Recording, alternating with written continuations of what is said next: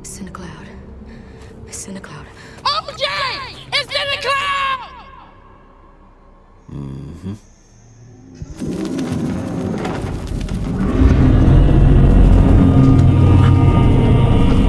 Yeah, nah. Run, OJ! Run!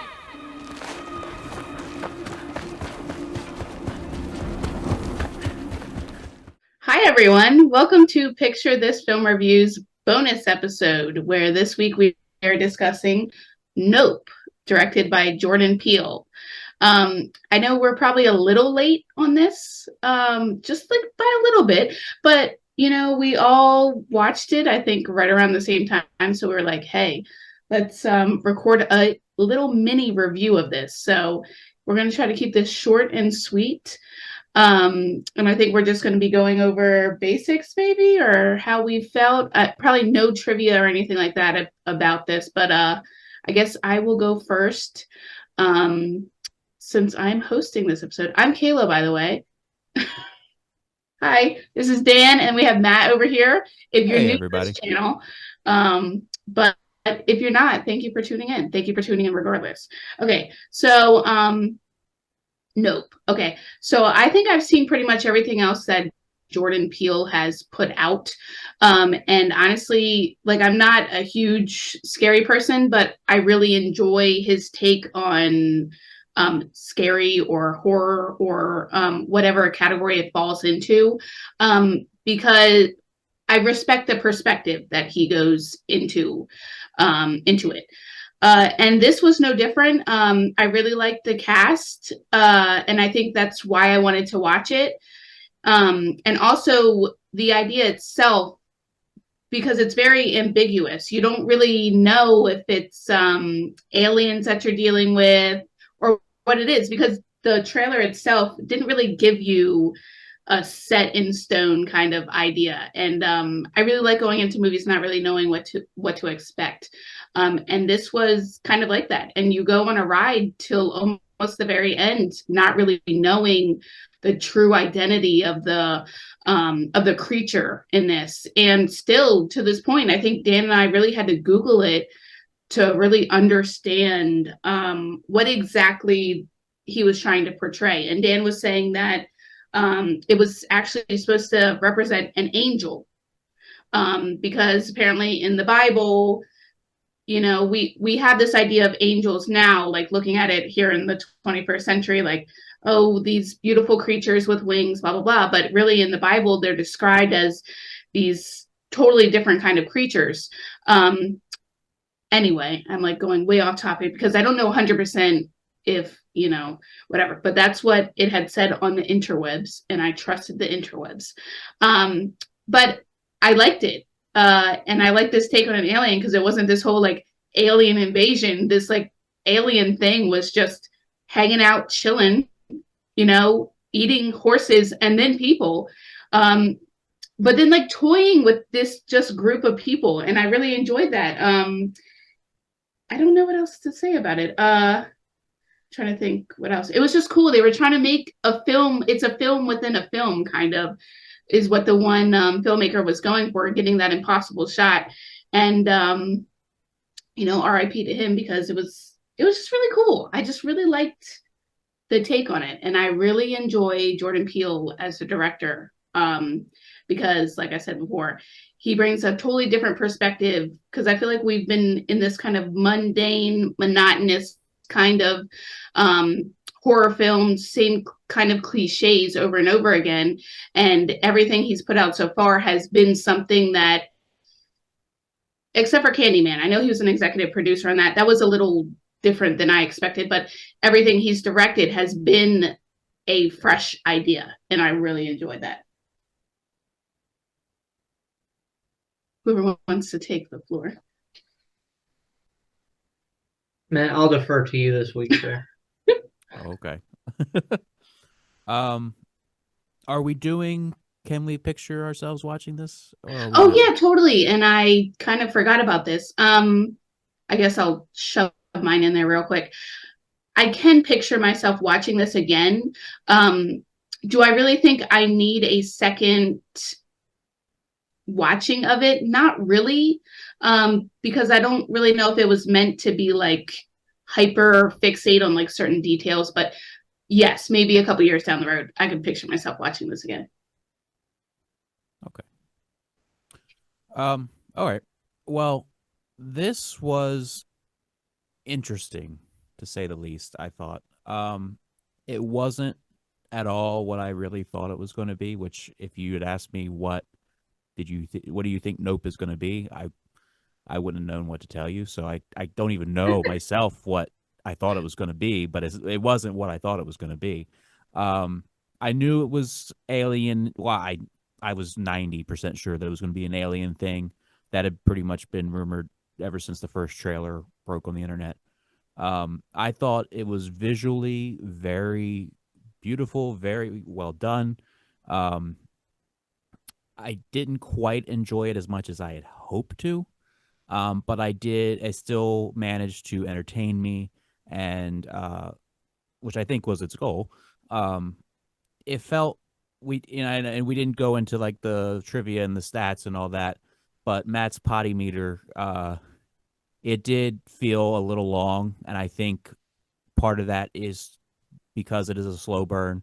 Um, the first, I tell you, the beginning grabs you. I thought, and then there's like there's like three acts, and it could be argued there's three acts in every movie, but the second act of this movie I felt was very long and drawn out, whereas the first act and obviously the third act where everything's coming to a head I thought were really really great and really well done.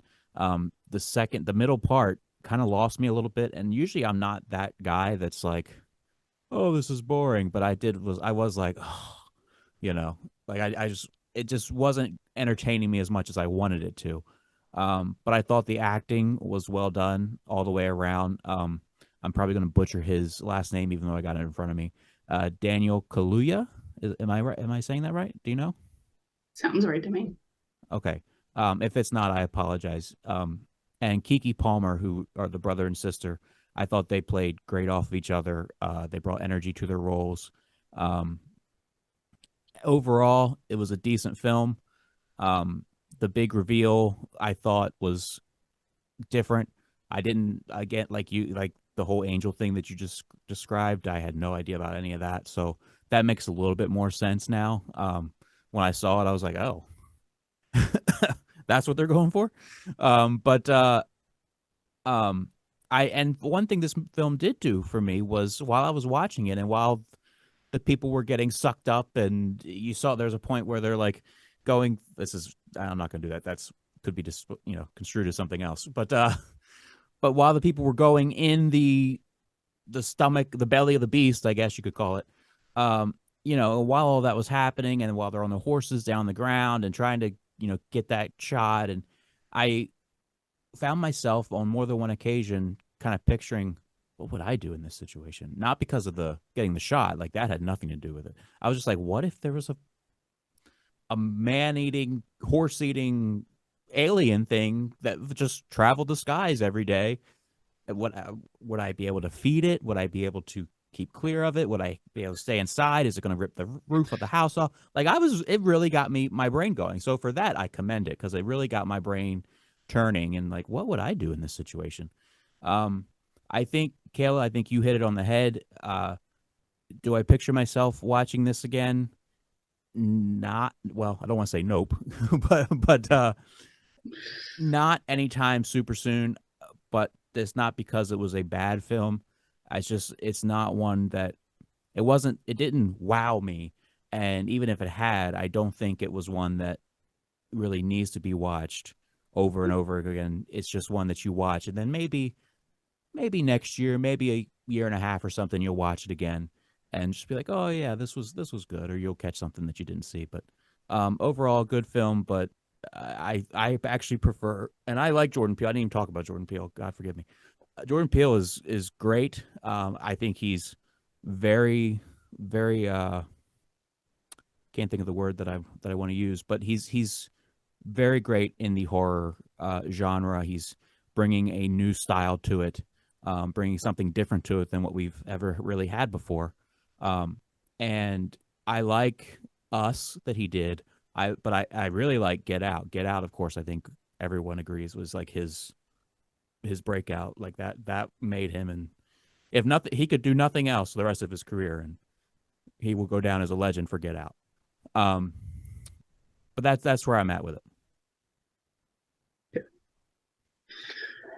Um, Going into this movie, kind of piggybacking on a little bit of what Matt had originally said as far as the brother and sister dynamic, I thought that was really well done. It seemed like they were brought together by the tragedy, the passing of their father in some ways, while on the other hand, just a sister really needing a place to go.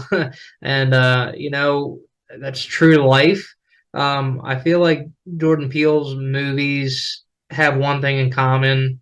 It's what the everyday man or woman would do if faced with outlandish situations. Like, it's not overdone like in a lot of horror movies where you see people running around tripping, falling, and then getting like killed. Like, it's not cliche. It's very new, very edgy, and again, Jordan Peele, a wonderful director in my opinion. Interested to see what you have coming down the pike because I'm sure you have a ton of ideas. Usually, it's the comedians that end up having like the darkest range for horror and things of that nature. So really cool. It was different to see this alien creature. Personally, watching over the course of the movie, I didn't really like how it changed forms in the end. I didn't really think it was necessary. You then also had, I'm just trying not to repeat what you guys had said, um, the story of, I'm always going to call him Glenn from Walking Dead, but Steve Ewing, and seeing his backstory as a child actor that had a murderous monkey go on a rampage and killed most of it. Go ahead. I meant to. I'm glad you brought that up because I totally was going to bring that up and forgot all about it. What was the point of that? Like, I didn't get what that had to do with anything. So I felt that his character itself kind of like attracted that kind of tragedy, or like bonded with like tragic kind of like, or like he found solace in like, because at the end, or like you saw in a scene where the monkey was going to fist bump him. Right. And then the monkey gets shot. Sorry, spoilers. But I feel like his character was meant that he found those, or he bonded with those types of creatures. You know what I mean? He was not attracted in a sense, but they, like, I don't know how to explain it, but that's how he definitely courted tragedy, and in both of those, it's kind of odd that they found him or he found them, vice versa. And in the end, unfortunately, he exploited it to the point where it backfired on him. And I'm not going to say his followers, but his fans, or the folks that turned up, and they all get eaten, and they get sucked up, they get crushed, it sounds like, and then slurped up and turn into smoothie people. But with that, I don't really think that taking that out would have hurt the movie. I just thought it was just something extra that they put in. I'm glad they tried to develop the characters, and that's something else I think that Mr. Peele does well as a director. He tries to develop his characters to the best of their ability, even if it's somebody he brings in later or he reveals later. But outside of that, I felt that the action toward the beginning, it was tragic watching the father get killed by what you find out later is the debris falling from the alien. Towards the end, like you're talking about, Matt, and Kayla was talking about with the director that gets sucked up. I think that he personally, like in that moment, I want to talk about him for a second, just knew that there was nothing else that was going to top that moment for him.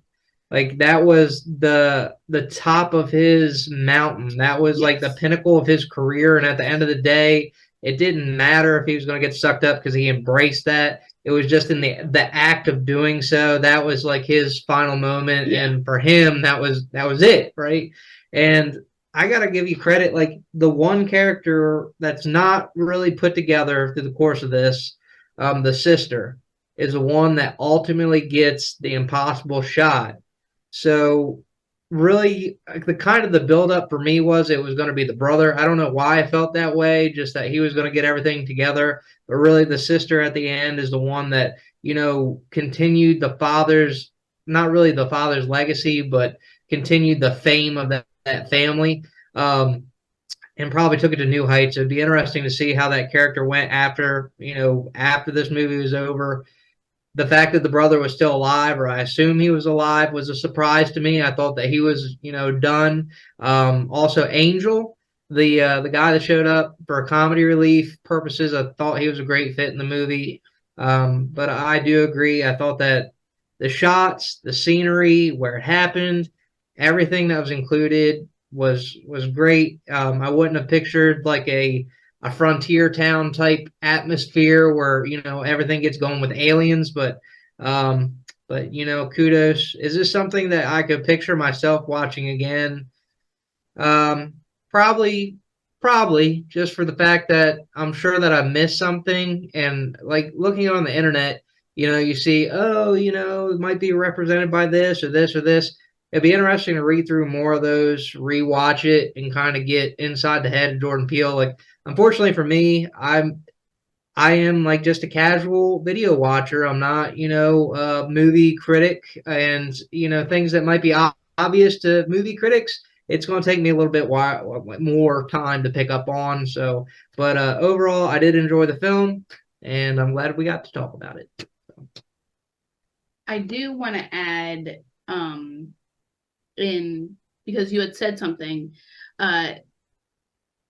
to the point that Jordan Peele, like his characters in his movie, react in a way that people would react, and watching this, there was a point in this when the brother, which I can't remember his name, but he's walking through the stables, and then the light keeps flicking on and off, and then like you see something moving, and then he starts getting freaked out, and then like he turns and he's like he says some stuff, and then he takes out his phone, and like that is literally how probably 90% of us would react if we saw an alien, honestly. So I'm like watching this and I'm like laughing to myself, because some of these things are so relatable that if we put ourselves in these circumstances, that's how we would react. And I think that's what makes it so enjoyable, is because you could put yourself in that place and see yourself acting out this movie the way it's happening.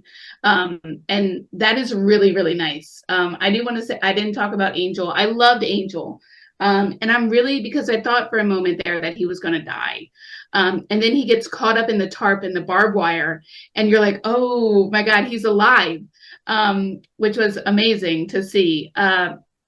I do want to note something, because you're talking about the sister-brother dynamic too.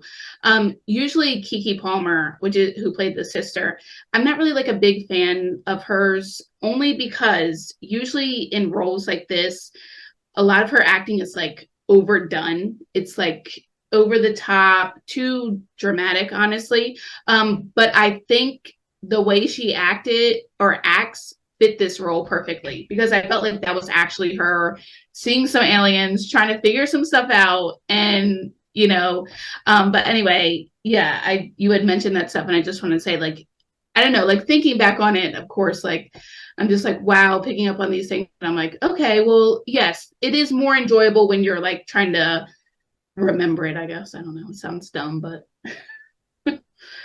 but yeah. So Matt, any other things you want to put out there? I'm good. I Nope. agree with what everyone else said. And Keke Palmer, I think there was a part where I was waiting for somebody to say nope. I was waiting for somebody to say it, and the closest we got, I think, was Keke Palmer. She says, "Oh nah." No, Yeah. he ends up when he's in the truck and it's over top of him. He's got the horse trailer hooked up to the back. He opens the door of the truck and he looks up, and I'm pretty sure at that point he says nope, and like closes the truck door to get back into the vehicle. You might be right. You might be right. I didn't think anybody said it, but now that you said that, I think you might be right. I don't remember. See, I guess for that, there's a reason we'd have to go back and rewatch it. But yeah, It was overall, I think it was good. It was good. Yeah, I don't know. Of course, I did read about aliens, like you're saying, like, yeah, you heard about the aliens thing, but I had heard when it first came out that there was this huge twist.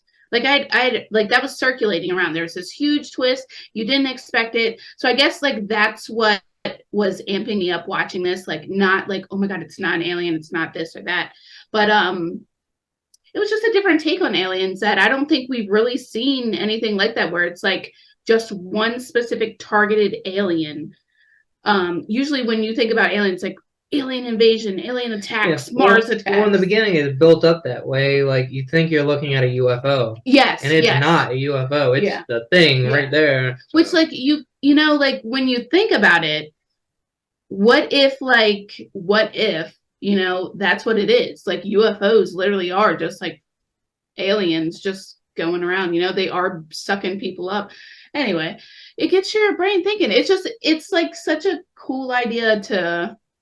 It's something that's been around, and it's a new twist to something that's been around. And I think if that's what they were going for, they aced it, in my opinion. So, yeah. And it, you know, one last thing, and I will get back to it. Like their whole family legacy started with the film of the jockey on the horse. Like that was the whole backstory for how they got into the movie business, working with horses, the pictures. And then it ends with a photo of something that no one else was able to capture. So it's how their family kind of started motion pictures, and then at the same time started a whole new thing with capturing the impossible shot. I thought that was really well done. I really liked that. So, going to the very end scene where she captures the pictures, or capture the picture of the thing, whatever it is. You hear the sirens coming to that little ranch. And that really makes me think, like, past this film, where would that even go past that?